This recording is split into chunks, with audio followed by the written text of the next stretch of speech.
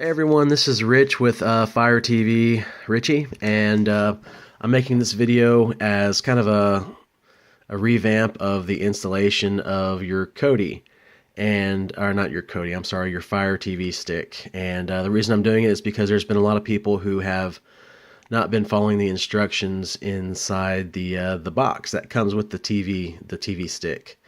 So anyway, I'm just going to do an unboxing real quick, and this is what you get. This is the newest FireTv Stick. It is with the Alexis voice remote. The difference between this one and the old one is basically the voice remote, and it's 8 GB. I think the old one's 8 GB as well, but the processor is a lot faster. It's twice as fast.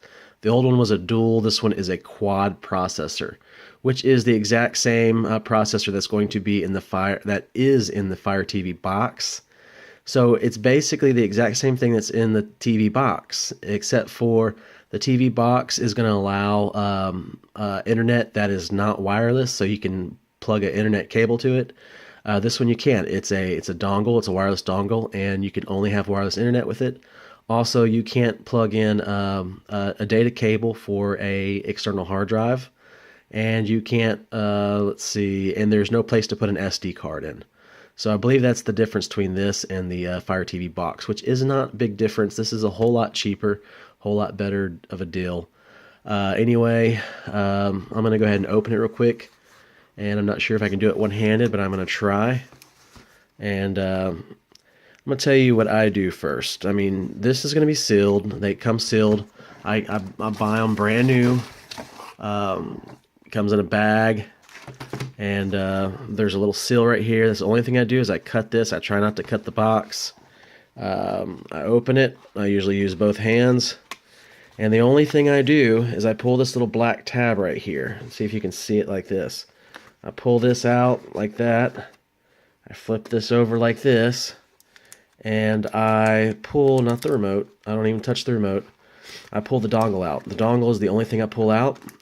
The reason why is because I have all my remote and all kinds of other stuff already set up in my TV. It's just easier to do it that way. Plus, I don't want to touch all your stuff. So when I return it to you, I put it back in the plastic wrap and put it back in here, and nothing has been touched except for the dongle. For the purposes of this, I am going to open this box and show you everything that's inside. All right, so I pulled the box out. It's not as good as a case as the old one, but it's just fine. What you have here is you have your dongle, then you have your remote. You have your dongle, your wireless dongle, which I'm going to pull out and plug into the TV anyhow. There's your wireless dongle, your remote, which is going to look just like this, except for with plastic on it. And I keep the plastic on mine anyway. The batteries, it comes with batteries. Right here is the same thing you're going to see right here. It is a plug for the wall. Over here is an extension, which I have one right here, so I don't have to pull it out either. Let me get a better zoom. There we go. I was trying to zoom in better. This is needed in loads of, got a little dust on it, sorry.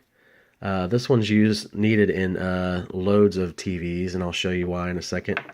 And then you have your instruction manual and just a little information about the Fire Stick. Underneath here, right back under here, is going to be a cable, a data cable, or not a data cable, a power cable.